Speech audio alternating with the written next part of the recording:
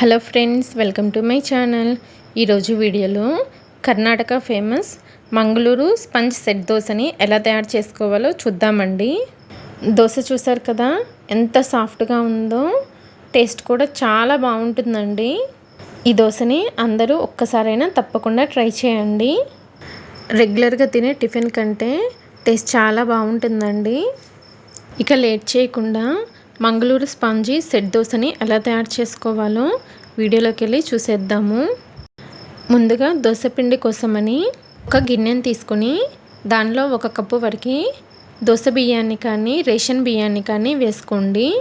బియ్యాన్ని వేసుకున్న తర్వాత అదే కప్పుతో 1/2 కప్పు వరకు మినపగుళ్ళని వేసుకోండి.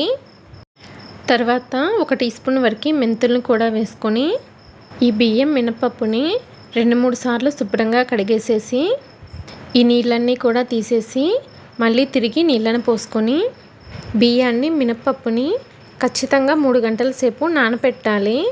అంతకంటే ఎక్కువసేపు నానపెట్టకండి. బియ్యం మినపప్పు 3 గంటల సేపు నానిన తర్వాత చూపిస్తున్నాను చూడండి. చక్కగా నానిపోయాయండి. ఇప్పుడు ఈ గిన్నెని పక్కన పెట్టేసేసి ఇంకొక చిన్న గిన్నెని తీసుకొని ఏ కప్పుతో అయితే బియ్యాన్ని మినపగుళ్ళని కొలిచి తీసుకున్నారో అదే కప్పుతో 1/2 కప్పు వరకు అటుకుల్ని వేసుకోండి. ఈ అటుకుల్ని కూడా శుభ్రంగా కడిగేసేసి ఇందులో మాత్రం మీరు తాగే మంచినీళ్ళని అటుకులు మునిగే వరకు పోసుకొని ఈ అటుకుల్ని ఒక 10 నిమిషాలు నానపెట్టండి. 3 గంటల సేపు బియ్యం మినపప్పు నానిన తర్వాత ఒక 10 నిమిషాలు అటుకుల్ని నానపెట్టుకుంటే సరిపోతుంది. 10 నిమిషాల తర్వాత అటుకులు చూసారా, నీళ్ళన్నీ పీల్చేసుకుని చక్కగా నానిపోయాయి. ఇప్పుడు వీటిని గ్రైండర్లో అయినా గ్రైండ్ చేసుకోవచ్చు, మిక్సీ జార్లో అయినా గ్రైండ్ చేసుకోవచ్చు. నేనైతే గ్రైండర్లో గ్రైండ్ చేసుకుంటున్నానండి. గ్రైండర్లో తగినన్ని వాటర్ పోసుకొని బియ్యం మినపప్పు అటుకుల్ని వేసుకొని పిండిని బాగా మెత్తగా గ్రైండ్ చేసుకోవాలి. పిండిని బాగా మెత్తగా గ్రైండ్ చేసుకున్న తర్వాత చూపిస్తున్నాను చూడండి. ఇలా మెత్తగా గ్రైండ్ చేసుకుంటేనే పిండి బాగా పులుస్తుందండి. దోశ కూడా చాలా పర్ఫెక్ట్గా వస్తుంది. పిండి మనకి చేత్తో పట్టుకుంటే తెలిసిపోతుందండి, బాగా మెత్తగా ఉంటుంది. బరక అనేది లేకుండా గ్రైండ్ చేసుకోవాలి. పిండి కన్సిస్టెన్సీ మరీ పలుచగా ఉండకూడదు, అలానే మరీ గట్టిగా ఉండకూడదండి. ఇలా గ్రైండ్ చేసుకున్న పిండిని ఒక గిన్నెలోకి తీసేసుకోండి.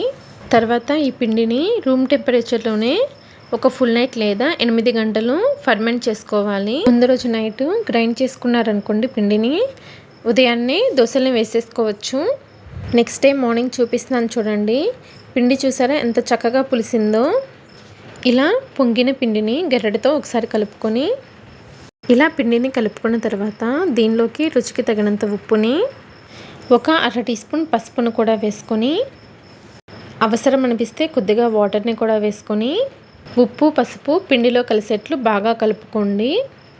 మంగళూరులో వేసే సెట్ దోశ లైట్గా ఎల్లో కలర్లో ఉంటుందండి. అందుకోసమని వాళ్ళు కొద్దిగా పసుపును కలుపుతారు. అందుకని నేను పసుపును కలిపానండి. పిండి కన్సిస్టెన్సీ చూసారు కదా, ఈ విధంగా ఉండాలి. మనకి దోశల పిండి రెడీ అయిపోయింది. ఇప్పుడు ఈ దోశలోకి చట్నీని ప్రిపేర్ చేసుకుందాము. ఈ చట్నీ కోసమని స్టవ్ ఆన్ చేసి ప్యాన్ పెట్టి దానిలో 1 టీ స్పూన్ వరకు ఆయిల్ని వేసుకోండి. తర్వాత దానిలోకి 1 కప్పు వరకు పల్లీలని వేసుకోండి. పల్లీలని ఫ్రై చేసుకునేటప్పుడు హై ఫ్లేమ్ అస్సలు పెట్టకండి. పల్లీలని ఫ్రై చేసేటప్పుడు హై ఫ్లేమ్ కనుక పెట్టారంటే పల్లీలు పై వరకు ఫ్రై అవుతాయండి, లోపల ఫ్రై అవ్వవు. సరిగ్గా ఫ్రై అవ్వకుండా చట్నీ చేశారంటే చట్నీ టేస్ట్ అనేది అస్సలు బాగుండదు. అందుకని పల్లీలని ఫ్రై చేసుకునేటప్పుడు లో టు మీడియం ఫ్లేమ్లో కలుపుకుంటూ ఫ్రై చేసుకోండి. పల్లీలు చక్కగా వేగిపోయాయి. ఇప్పుడు దీనిలోకి మీ కారానికి తగ్గట్లు పచ్చిమిరపకాయలని వేసుకోండి. ఇక్కడ నేనైతే 4 నుండి 5 పచ్చిమిరపకాయలని చిన్న చిన్న ముక్కలుగా కట్ చేసి వేసుకుంటున్నాను. మీరైతే కొంచెం కారం ఎక్కువగా తింటే ఇంకా 2-3 పచ్చిమిరపకాయలని వేసుకోవచ్చు. పచ్చిమిరపకాయలని వేసుకున్న తర్వాత లో టు మీడియం ఫ్లేమ్లోనే కలుపుకుంటూ ఫ్రై చేసుకోవాలి. చూసారా, పచ్చిమిర్చి పైన కొంచెం తెల్లగా వస్తుంది కదా, ఇలా వచ్చే వరకు చక్కగా ఫ్రై చేసుకోండి. పచ్చిమిరపకాయలు అయితే 1 నిమిషంలో చక్కగా వేగిపోతాయండి. చూసారు కదా, పచ్చిమిరపకాయల పైన ఇలా తెల్లగా వచ్చిన తర్వాత ఇందాక మీరు ఏ కప్పుతో అయితే పల్లీలను వేసుకున్నారో అదే కప్పుతో 35 కప్పు వరకు పచ్చి కొబ్బరి ముక్కల్ని వేసుకోండి. ఈ పచ్చి కొబ్బరిని కూడా వేసుకున్న తర్వాత 1 నిమిషం వరకు కలుపుకుంటూ ఫ్రై చేసుకోండి. కొబ్బరిని మరీ ఎక్కువగా ఫ్రై చేయాల్సిన అవసరం లేదు. కొబ్బరిని 1 నిమిషం ఫ్రై చేసిన తర్వాత పైన పొట్టు తీసినటువంటి అల్లాన్ని 1 ఇంచు వరకు వేసుకోండి. తర్వాత దీనిలోకి 4 వెల్లుల్లి రెబ్బల్ని వేసుకోండి. అలాగే 1 రెమ్మ వరకు కరివేపాకు కూడా వేసుకోండి. తర్వాత దీనిలోకి 1 కప్పు వరకు శనగపప్పుని వేసుకోండి. వీటిని పుట్నాల పప్పు అని, వేయించిన శనగపప్పు అని కూడా అంటారండి.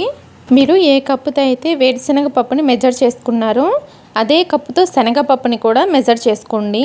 తర్వాత దీనిలోనే ఒక చిన్న గోళీ సైజ్ అంతా చింతపండుని కూడా వేసుకోండి. చింతపండుని మరీ ఎక్కువగా వేసుకోకండి. తర్వాత దీనిలోనే ఒక 1/2 టీ స్పూన్ వరకు జీలకర్రను కూడా వేసుకోండి.